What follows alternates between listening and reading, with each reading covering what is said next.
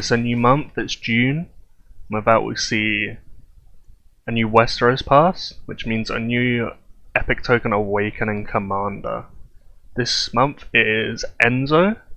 Enzo's obviously been quite a popular discussion recently with all the rebel leader farming stuff.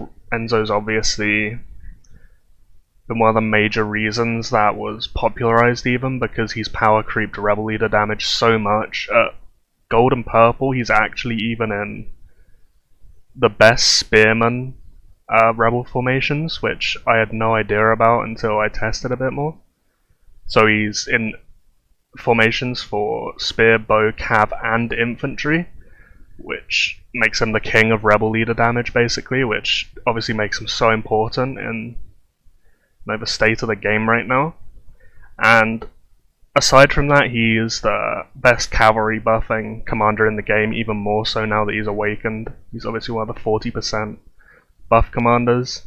Before you had Lena and Layla, and Rob, I guess, who would pull out ahead of him, but now with Awakening, he will be the best, because these will go to 90% cavalry health, 90% cavalry attack, and 92% cavalry defense. 3 stars and max books invested in him. So that obviously makes him very good. The problem is its cavalry tankiness. I've been over this before a few times. Cavalry on the front, if you're predicting like a full infantry rally or something, is good still. So it has its place, but you will very rarely see anyone who's extensively theory crafted the game running a cavalry front blind as like a blind rally, not knowing a formation, or on a solo, or as a garrison. You really want to be predicting a formation to be able to send a cavalry front line, because they are the squishiest front line. Even though they don't have the lowest health and defense stats, spearman units have the highest base attack in the game.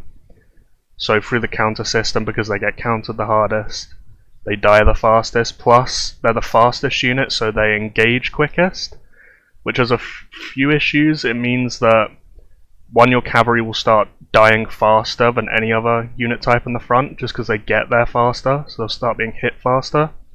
There'll also be a bit of disparity between your front line and your back lines arriving and hitting at the same time, so your back lines will start damaging their front slower, which will mean more prolonged damage on your front.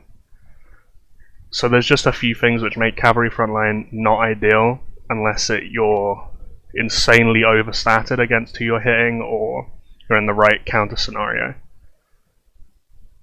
There's also the issue of his rebel leader damage in itself, because the thing that makes Enzo so good for rebel leaders is this skill here, Perseverance.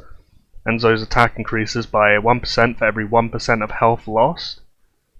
The issue with this is, if you awaken him, you'll actually be adding on health and defense and command and stuff like that indirectly. And through that, you will indirectly be nerfing Enzo's rebel leader damage, because the more defense he has, the less damage he'll take, so this will stack up less.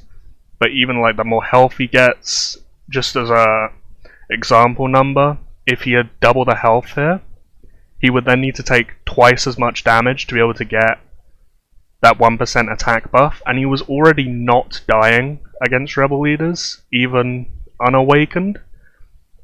So it's just a bit unnecessary. It's early days, and I don't think many people or anyone in my alliance has really awakened him much at all. But the early signs are that awakening him does decrease rebel leader damage, which I think a lot of us suspected when we thought about it in advance. Yeah, it makes sense. More health, more defense, less Enzo damage. That's just always how it's going to be, because that's why him at green-blue rarity often ends up doing more damage, just because he takes more damage. It's just how he works. I think max accounts and the top tier accounts will max him regardless, because of the PvP stats. Like, if you have to be in a position where you can send full cav rallies and you're a top account, you're going to want him. His 4-star ability is the exact same as Latz's, just for cavalry.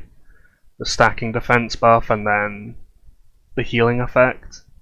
I mean, it's okay, it's better than the 30% commanders ones, where it's just the straight attack or defense buffs, but it only gets value when the cavalry are on the front, and I've explained why I don't think that's necessarily always ideal. For max accounts, you know, you're expecting an imp front, you send a full cav rally, 4-star Enzo will be amazing, obviously.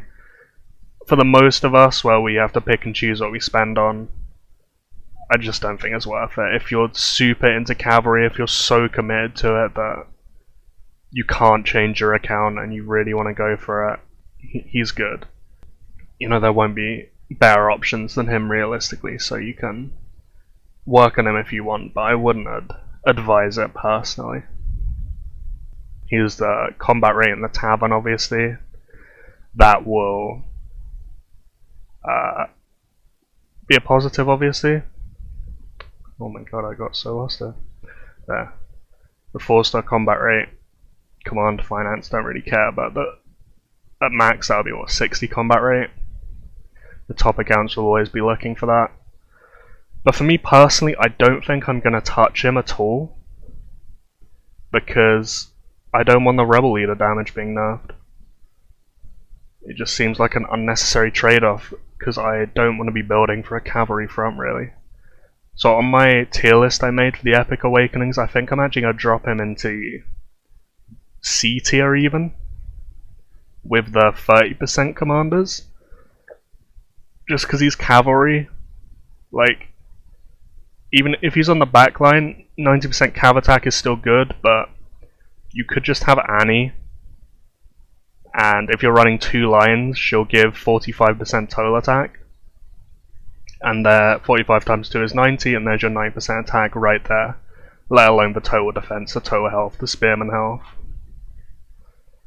So I definitely think there's much better options with your tokens, especially when you consider the nerfs to the rebel leader damage. I mean, you can maybe take him up to 2 stars for the combat rate, make use of the event, but I don't think I will be doing that personally. I'm going to skip on this one.